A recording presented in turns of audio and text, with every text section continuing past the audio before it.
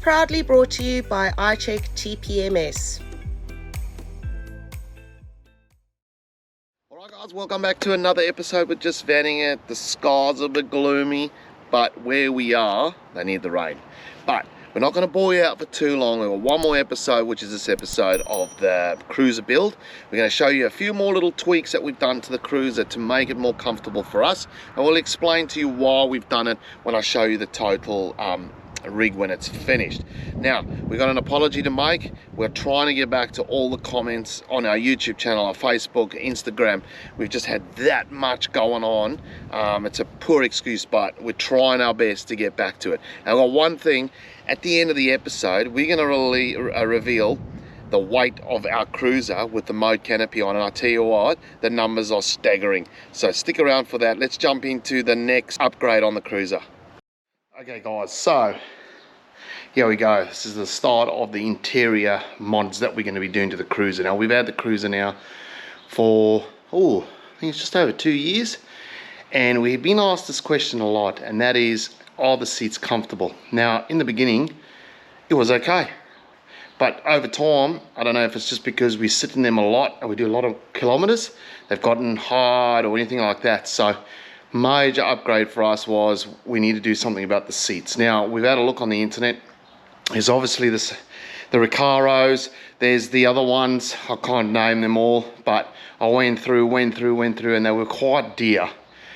And it's not about it is about the price, because, you know, it's what we can afford when we're traveling. And I reached out to my good friend Jason in Melbourne. He's had a few Landcruisers. He says, hey, check out this mob. I jumped online and I went through their Facebook page, and I'll tell you what, I was blown away by these seats. Got in touch with them, and I've managed to get 2 seats wrapped in all black with some suede and leather with the Landcruiser riding in them. And check this out. Have a go at these. Mate, I'm that excited to get these in. So we're just doing the 2 front seats because the rear seat, Bob has like a dog cover over the back seat. So I thought, let's not worry too much about the back seat because we don't sit in it, and Bob's in the back and it's got that cover on it. One day, if we ever stop traveling and I want to replace the back seat, I'll get in touch with this mob. But I think they look pretty cool. So, sorry about the flickering light. I've tried to adjust it on the GoPro, but I just couldn't seem to win. So, drivers and passengers side, and it came with the Hurricane fabrication bracket kit. So we're going to start. What I thought about doing is getting 1 seat at a time. We'll flip it over onto this table, this makeshift table I've got going on here, and we'll do 1 seat at a time, and then we'll put them in the cruiser. I reckon that's going to look quite schmicko in the cruiser.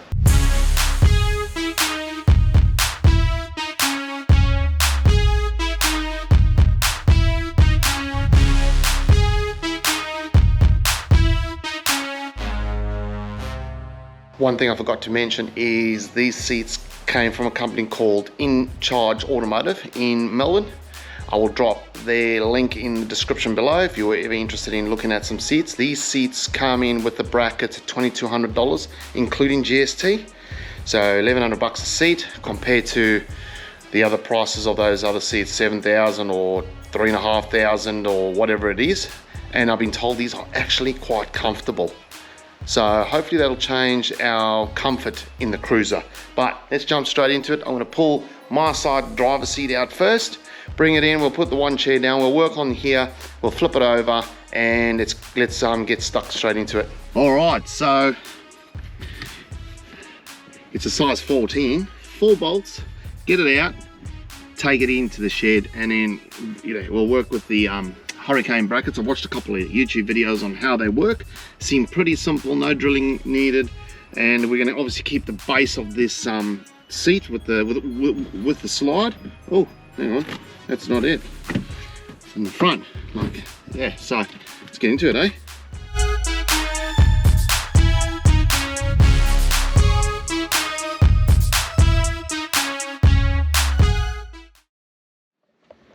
Alright, got our seat. So what I'm going to do is take the passenger one off, just put it on the ground for now. We'll flip this one up and around. I'm going to work like for like, and we'll open up that adapter kit and make sure we read the instructions. Apparently they're pretty easy. And let's get that one in, and vice versa. I'm pretty sure the first one, this is the one that takes me a little while to get my head around it, and the second one will hopefully be a bit easier. So let's go.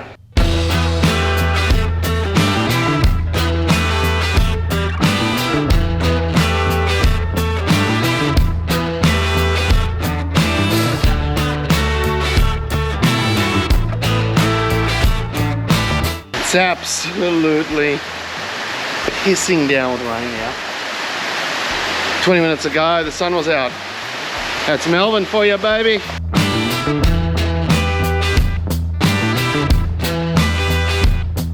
Okay, I've got them on, but let's take a bet that won't fit first time round. So what they actually suggest you do is leave some of these nuts loose, get it into place, and then you can get in underneath and just nip them all up. So that's what's probably something I should maybe consider listening to. So I'm just gonna, it's more these ones here that had the movement. You can see the slot. I'm going to maybe just loosen them. And what, we just had a massive downpour rain. Huge, look at it, absolutely soaked.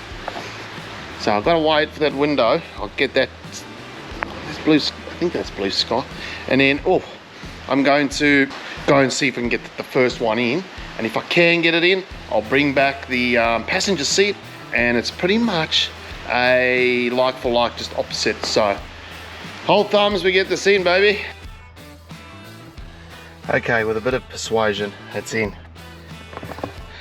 Now I'm gonna get the other one in and we'll have a look at what they look like.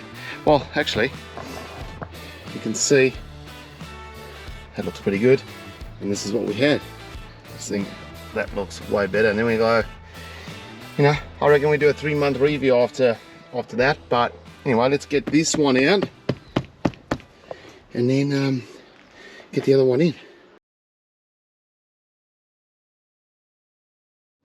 I'm out as trade assist again.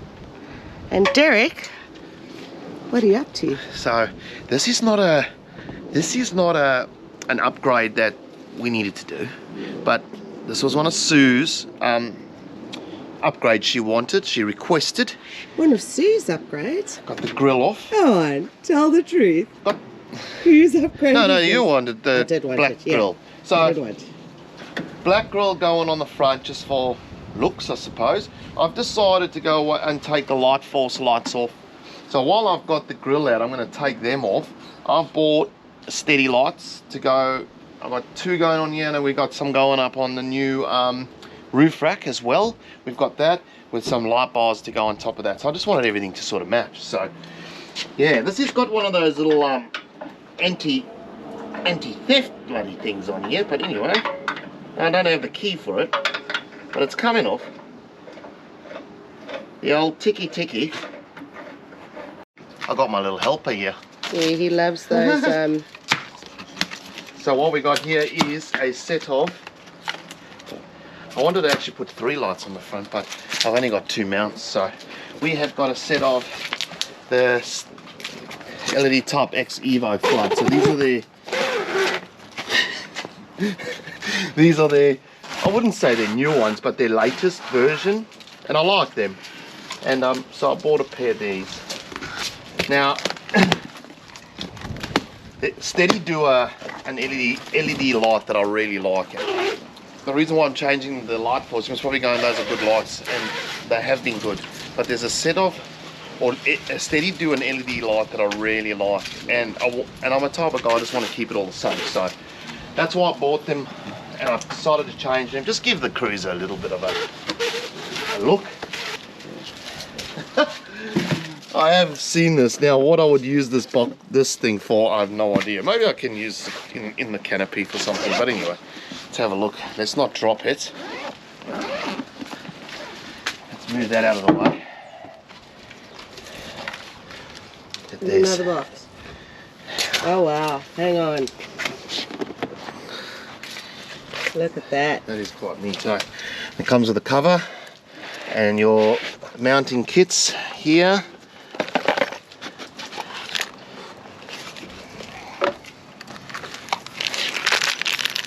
So lights, washers, and then what I'm going to do is I'm actually going to put these sort of keyway bolts that came off the light force back underneath the nut, because that's actually a nylon nut. So we'll do it up nice and tight, and look, they even give you hardware for it. I mean tools to do the hardware.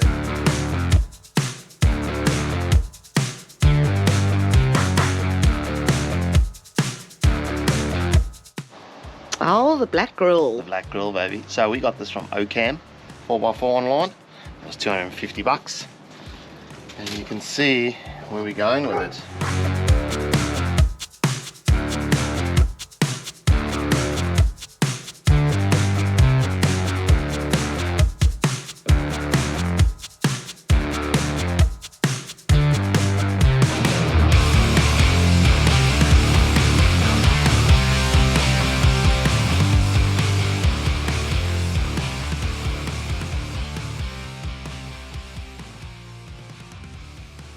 Okay guys, we're moving on to another upgrade of the Cruiser, but we have to just push through. It is just one of those things, but we're putting, so the roof rack we've got on the car, I have no idea what brand it is. It's that beaten up. Brand. It's a no-name brand. So we've gone out and we've bought ourselves an ARB base rack over here. This is for the Cruiser, came with all the mounts, and then we're putting two steady, what they call them, SDX light bars on the top like that. I don't know why, I've just gone with something different, going with two light bars instead of one light bar. And then I've had to shop around for the steady light bar brackets to suit the ARB base rack.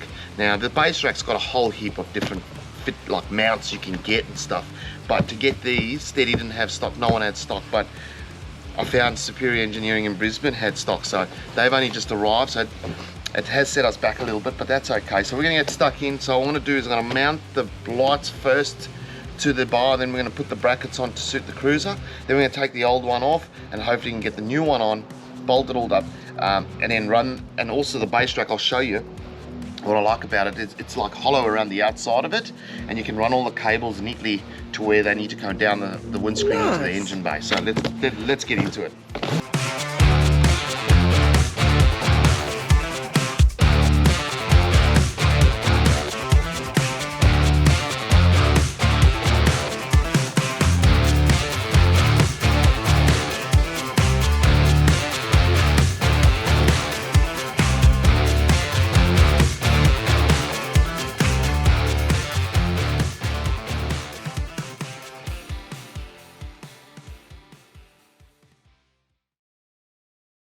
Okay, here we are, 99.99991% done. Is that right? That's right. You would have seen, I didn't show you quite the complete product as we were editing it, because I wanted to show you the entire vehicle. So here we go. We'll start up the front, all right? And then I'm most probably going to mention to you the things that we did in the last episode, but I'm just going to show you the complete package. And then I'm going to let you know some numbers. So, up the front, come on dear. Up the front. Here we go, they are on. And just by the way, we've done 3,000 Ks already. So here we go, they're on. Look, you got your caps on here. Look at that. Hey. And I tell you what, they are super bright. And then up the front here, Sue's black grill she got. I'm very happy with my black grill. All in, all done. Thank you, my sweet. By us. I'll let you know, there's two surprises that we didn't show you because I wanted to keep it. Up the front, up the top, is the two steady light bars. And then, just remember I did this all myself. I didn't know that Steady sold the stripping that the wire runs through and down, and it's all neatly tucked away. Well, that's at least the best I could do. Yeah, and then we got the base rack on top. Look, those max tracks I've just got strapped up there for now because we're not sure where they're going to fit with, because we, you know, the tinny's coming. The tinny's, well, it's not coming. I'm going to go again and fetch it. But that will be a roof rack. We're not really going to put anything on there because we've worked it out. The boat will come up to about here.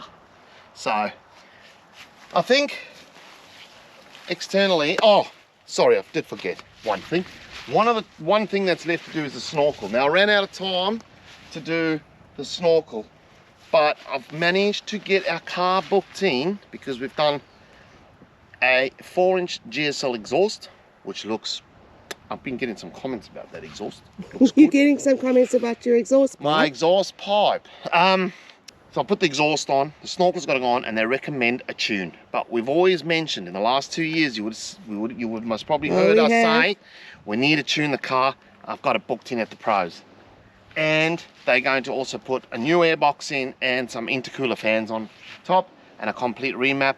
What I like about these guys, and I'm going to let you know in another episode, because like we've said, it's the timing of getting everything done that's kind of shifted a few things around. And so we will let you know as soon as I get it done in that week's episode, the numbers, the cost, what they've done, and we'll show you a little bit more about it. But that's got to be done. But otherwise, you know, up the front, you know, last week you would have seen we put the last BP51 shocks in. If you haven't checked that episode out, I'll drop it in the top here. You can go and watch that after this episode. And then, what else did we do, dear? I mean, the canopy, now we can show you standing back. I just think it's an absolute beast of a package. Hey? It looks good. Before we jump inside, come around, I'll show you the final product. The only thing I've got left to do in the canopy is just wire up the compressor. But you would have seen and noticed I didn't have any lights in. So we open up the canopy, got our red arc going. You guys commented, I've changed, and I agreed. I changed the door from opening this way to opening this way now. So with the Bushmans you can do that. So when you're working, I do agree, it does work a bit better. Much better. And then on the screen, we've got one of these lights, orange and white lights. I actually used to run these in our old canopy. I've got one on both sides. So you'll see this one will turn on orange, and then inside we've got orange light inside. So if you flip that one open, you've got light as well, or you've got light inside the canopy. The old strip light. Yeah, so it's come together. A fishing bag in there. We're going to try and keep this as simple as possible. No like over the top stuff. I think we've got the chainsaw to go in here, and that's about it. And then also with the Rogue, I'll show you. I just dial in here that Rogue TPMS. I can connect. So once I connect my compressor, now this is why I haven't done it yet. I've been told I can connect my compressor to this. So you don't have to run that switch to inside the dashboard, and that whole big, there's a massive loom I've got to run. So here we go, I'll show you. I've got to connect to this one, and I can turn the lights off from my phone. And then the compressor will be the same. So I can just turn the compressor on from inside the car when we get the airbags installation done. Another thing that's got to be done, because I'm not quite sure what I'm doing there. But stand back, dear. I think it just, I'll turn a light on because it's the overcast. Obviously also got the white light. So I think it's really come together. GSL exhaust, BP51's in. We go inside the vehicle. We go inside the vehicle. This is actually a SU upgrade. One of them is a SU upgrade, two of them are mine, and this is where the two surprises come in. So you would have seen us putting the seats in. Now we've done 3, maybe even 4,000 Ks since we put these seats in. And I tell you what, it has made a big difference. It has made a huge difference. One day we drove for a ridiculous amount of hours. We had to knock some kilometers out. We left Melbourne pretty early one morning, and we had to get our round through Melbourne before the traffic. Comfortable as, and it's just changed the look inside in the car. And you know what? We'll do a 3-month and maybe another review after 3 months, maybe 3, 6, 9 months on them and how they last for the cost compared to the Recaros and etc, etc. I think a lot of you might be interested in that. I think that and you can have it all your different colors and styles. And yeah, another upgrade I decided to do a little bit later. This is my upgrade. This is a little one. The reason why is because we had to get people to install them. I learned, you know, you can only do so much. Decided to change the head unit to the Alpine what is it called? I can't remember, but this is built for the Landcruiser. So the actual whole fascia changes. You move the hazard lights down to the bottom over here. You lose the temperature thing, but it's a full, I think it's 9-inch screen, and I can also adapt the HEMA maps to this, and it's wireless CarPlay as well. So for Apple users like myself, I don't have to have any cables now to the head unit. I just get in the car, turn the car on, and it automatically just picks up everything. The quality of sound compared to the Kenwood we had, chalk and cheese. You can see why it is dear. Look, it is dear. Anything for a 79 these days is pretty expensive, but the guys tuned it in a little bit for me, and we never changed the speaker system. So we've got a full Rockford Fosgate sub amp mids tweeters in here. I did 2 years ago when we bought the car, and I wasn't happy with the whole system. Put this Alpine in, holy moly, it is, yeah, completely different. Derek loves his music. Well, you spend a lot of, you got to understand, we spend a lot of time in this car. Some days we can spend up to 9, 10, 11 hours driving, towing, obviously stopping for lunch and etc like that, it's included. Has a nap, and I can turn some music on, or if I'm traveling by myself, I love my music. But one last thing, is it? The airbags are going to go in here. I'm waiting on this whole fascia can actually change. There's a company that does it. PVS Automotive, I think it's called. They do one that you lose the ashtray, you lose the cigarette lighter. I don't even know why cars come with that anymore. And then the gauge actually sits inside there with the 2 buttons that go up and down, so you can control your airbags from inside. So I think that's going to be pretty cool, because they tend to go on the dirt road. You just want to, you don't have to get out or let them the airbags down. One more thing. Now I myself and Sue are going to swap sides. We're on the other side. Now, we got rid of the old Camry, the 1995 Camry steering wheel. We put ourselves in a 200 series. I think it's a 200 series. I just like the look of it, from RJC 4x4. Drop in the link down below. The steering wheel, I think, retails for about $900. This is I had a look at installing this myself, and to be honest with you, I'm glad I got someone to do it, because when you're fiddling with clock springs and stuff like that, if you get the clock spring one notch out or anything and you turn the steering wheel, you snap it, the engine light comes on. I took it into the guys down in Melbourne that did the radio, and they did the steering wheel for me, and they charged me, I think it was $300, I think it was, to install it. I've got full control of the radio now as on the steering wheel. Obviously I don't have any computers on here because this is still the old dash, but that's where those buttons, so those buttons are obsolete. The cruise control moved to the steering wheel, and I tell you what, it's changed the look, and I love it. I've learned, I wouldn't say I fell out of love with the Cruiser a bit. She got a little bit tired.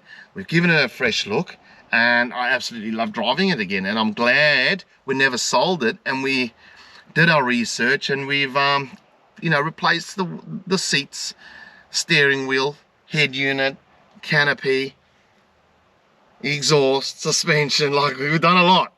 We've done, and I put my hand up, I did most of it myself except for the steering wheel and the head unit. The airbags, I don't know how to do that. I've got to try and figure that all out still. I've tried to Google, YouTube, and I seem to struggle with that. But let's get outside and let's talk about the weights. Alright guys, so let's talk about how much weight this mode canopy has saved us. Now, like we said before, we wanted to move the outboard motor into the canopy so that when we drive off, we showed you last week, we've got the motor and the boat sort of together on the car, not the motor in the caravan. And if we had taken the motor and put it in the canopy, the motor weighs 48 kilos because it's a 15 Mercury 4-stroke, plus the slide it all starts adding up. It was probably about 55, 60, maybe even more, 60 kilos of weight. We had no room in our car's weight to accommodate that. So we went to the market, we had a look around, and we put the mode canopy on. Then we've built the cruiser, we've added the light bars, we've added the seats, that's all extra weight. And then sometimes we've got camera gear inside the car, or you've gone off and you've got something from the groceries from the shop, you put it in the car. It always, like, you're right on it, you're right on your limits. So I'm putting that mode canopy on, and the way you see the car now, we've saved 300 kilos of weight. That is huge, huge saving. Now, when we travel full time on the road, you're always on the weights, or you're a tickle over or just a tickle under, and we're always trying to do the right thing. Well, I tell you what, this is obviously going to save us massively. So by saving, and that's 300 kilos with the outboard in already. So when we got camera gear and stuff, that was with a full tank of fuel, by the way. We hadn't had breakfast, but we've saved weight. So my numbers are looking so good now. And we must probably actually saved more than what we wanted to, but hey, I'm not going to complain about that, because how many of you can drop a comment in below, how many of you, when we travel, a weekend, holiday, or like what we do full time on the road, you sort of weigh yourself before you go. You set off, 2 months down the line, you see a nice t-shirt or a throw for the bed or shoes or anything like that, or you see something in the shop, you buy it for your caravan, but then you never weigh yourself after you've actually done that. So a friend once said to me, you watched us, we went out and bought some stuff over in WA, and you never saw us actually throwing something out. So you've always sort of got to buy something, and then you've actually got to throw the equivalent away. So if you buy new shoes, you throw your shoes away. If you buy a new towel or a swimming towel or a throw for the bed, well, you've got to take something out for what you're putting in. Well, this might just give us that little fraction bit of movement on things like that, when you want to stock up and do the gib, or you want to do the cape, or you want to go a bit more remote, you're carrying those extra groceries. Well, we found that weight now, and I'm pretty impressed with that. And I've got to say, it was a much bigger saving than I actually thought. I was like nervous going there, thinking, oh, the outboard's in there, love. And well, there you go, we've actually saved some big weight. So guys, if you're looking to save weight, and we're all looking to save weight, now you could have a smaller canopy, or a half canopy, or a 3/4 canopy, but why sacrifice space when there's a product on the market and you get a full canopy, all the storage that one would need to go touring, and you can save weight. So if you've got any more questions, we try, and Sue and I both said we've got to try and get back to comments, so we apologize for that. Drop a comment in below. I'll drop the link for Mode, the website, in down below. Have a look, have a think about it. You could possibly be saving a lot of weight. There you go, guys. We didn't want to bore you with too many episodes of the car build. I know it's a good one for the car enthusiasts, but we've managed to give our car a bit of love, make it a better tourer, lessen the weight, which is a big win. And if you want to come along for the rest of the changes, which we'll be revealing next week, what we're up to and who we're working with, hit the like and subscribe button down below and come along for the journey. Guys, thanks from us. See you next episode. See ya.